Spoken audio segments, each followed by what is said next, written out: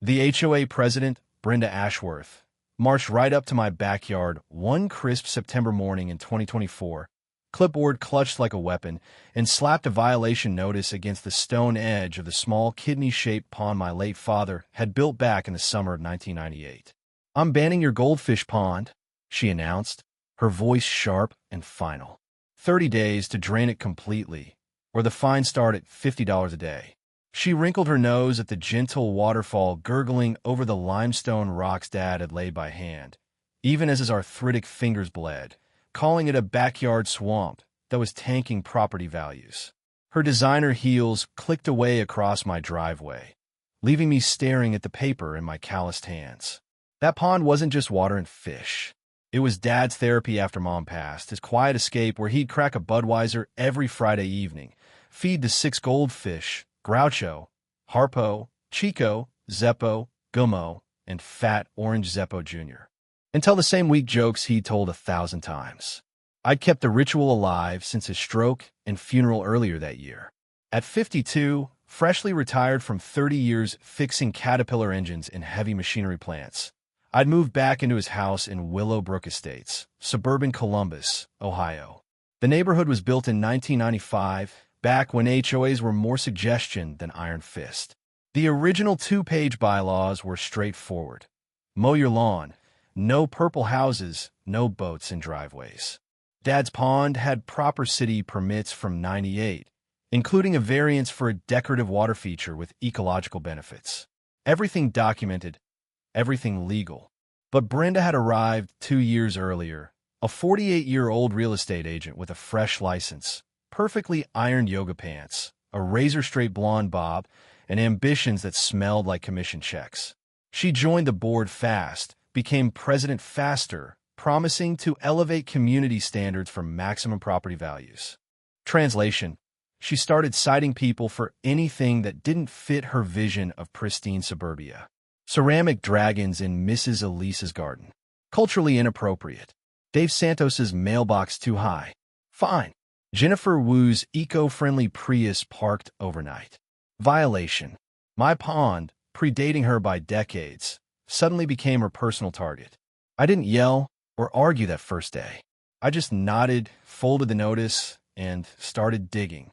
Courthouse records showed the aesthetic standard amendment she was enforcing had passed on a 4-3 vote at a sparsely attended meeting last summer. Only 7 of 43 homeowners showed up.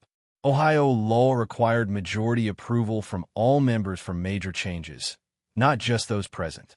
My pond was grandfathered under the original bylaws as a prior, non-conforming use. But Brenda escalated quickly. More notices, threats of liens, even showing up unannounced with her nephew Jake, the HOA's 19-year-old compliance officer, to measure water surface area and test for contaminants. I reminded her politely that private property rights still existed, handed her copies of the old bylaws, and watched her face cycle through shades of red. Then came the group texts I wasn't supposed to see. Neighbors suddenly convinced my father's memorial was a mosquito factory and a blight. Brenda had orchestrated a whisper campaign.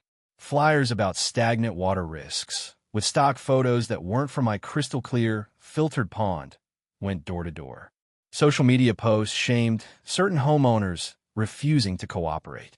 Neighbors I'd waved to for years started avoiding eye contact. I kept my cool and kept researching. Late nights at the county courthouse, poring over dusty files, revealed the real motive. Brenda's real estate listings hyped our neighborhood as pristine with rigorous aesthetic compliance. My pond featured in her sales pitches as what buyers wouldn't have to tolerate. She was profiting off erasing anything that didn't match her brand.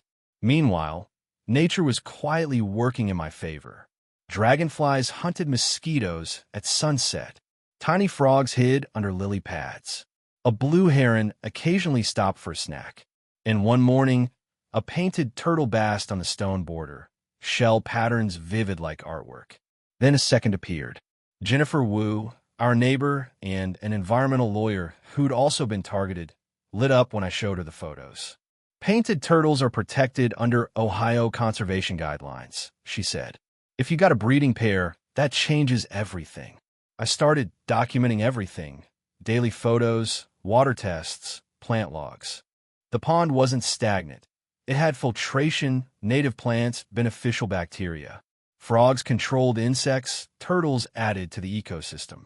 Seasonal migratory birds, protected under the Federal Migratory Bird Treaty Act, visited. Blue herons weren't just visitors. Their presence triggered potential federal oversight that could trump local rules. Brenda doubled down. She hired a shady environmental consultant, basically a landscaper with a clipboard, who wrote a report calling it a mosquito breeding site. The board voted to uphold the violation.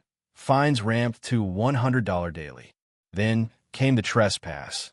I returned home to find her in my yard with a hose, draining water to fill her flower beds. Emergency mosquito abatement. I called the police. Officer Martinez arrived, noted no HOA president had authority to enter private property without consent. Small win, but it built the paper trail. The breaking point was the poisoning. One Tuesday morning, the air reeked of chlorine. Goldfish floated belly up, water cloudy gray, an empty bleach bottle bobbing near the waterfall. Zeppo Jr. struggled near the surface. My hands shook as I scooped survivors into clean buckets. The painted turtles had vanished, but I'd installed a trail camera after her earlier trespass. Infrared footage captured everything. Brenda sneaking in at 2:47 a.m., heels sinking into grass, pouring bleach deliberately. Her face clear, actions unmistakable. Police returned with detectives. "This is trespassing, vandalism, animal cruelty," they told her. Jennifer prepared civil suits for harassment and emotional distress. I contacted the U.S. Fish and Wildlife Service, interfering with a habitat supporting migratory birds, and now a state-protected turtle breeding pair carried serious penalties.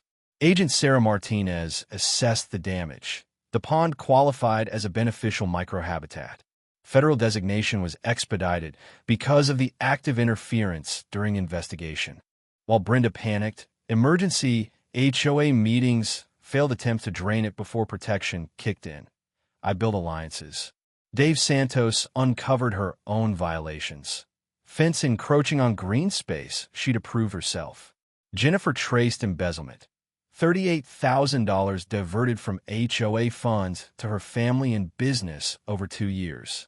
Neighbors shared stories of discriminatory enforcement, targeting ethnic decorations, vegetable gardens, anything inconsistent with her white bread vision. The climax came at a packed, emergency HOA meeting. Federal certificate in hand, I announced the pond was now protected turtle habitat under U.S. Fish and Wildlife. Violations, up to $50,000 fines and prison. Agent Martinez walked in on cue, explaining federal law superseded HOA rules. Jennifer laid out the financial fraud. The room turned. Vote 52-7 to remove Brenda immediately. A receiver took control of HOA finances. Brenda left in a sheriff's car. 6 months later, she'd plea bargained. Probation, restitution, banned from HOA offices in Ohio. Her house sold at a huge loss after federal watershed protection, triggered by the pond as headwaters for Willow Creek, covered 3 square miles, restricting development and tanking her big sale. My pond, thriving with 8 adult turtles, hatchlings, more birds, frogs. It became a certified wildlife habitat with tax benefits, university research site, school field trips. Property values rose from the eco-prestige. What started as defending Dad's memory turned into something bigger. A neighborhood that finally felt like a community, transparent HOA, conservation partnerships. The Friday ritual continues. Beer, fish food, now shared with kids learning about ecosystems, volunteers, and the quiet satisfaction that sometimes the best revenge is letting truth and nature do the heavy lifting. Brenda tried to erase a small sanctuary. Instead, she accidentally helped protect an entire watershed and reminded everyone that bullies pick the wrong fights when the rules run deeper than their clipboards. What's your take? Would you have gone full federal or try to compromise earlier? Smirking face.